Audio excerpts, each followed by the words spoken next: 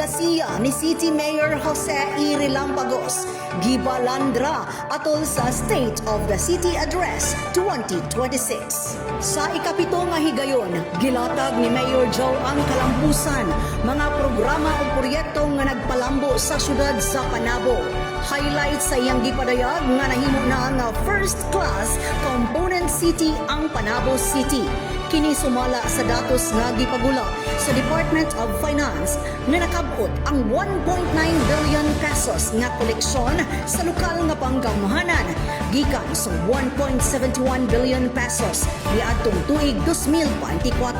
Ana-ana sa 91.01% ang katibuk-ang kalsada nga nasemento sulod sa pito ka tuig nga pagserbisyo ni Mayor sa syudad. Alang usab sa barangay roads, 20.12% na ang nasemento o 43.02% ang sa Panabo City Road Network. Gipakita usab ang kahimuan sa ekonomiya, ilalo sa City Economic Enterprise Management and Development Office. Nakatala og kapin 121 million pesos pinaagi sa unom ka operasyon niini.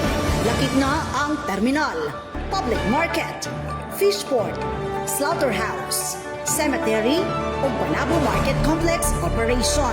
Sa maong panagtapok, ana si City Vice Mayor Honorable Franklin Hintiles, kauban ang City Councilors, barangay officials, partner agencies and organizations, leaders of churches, cooperatives, associations, public and private schools, colleges, teachers, o guman pa ang mga importanteng bisita. Kauban sa hiniusang puwersa sa City Information Office. Kini si Dali Amag nga gikan sa City Information Office Broadcast Services alang sa Frontline News Panabo.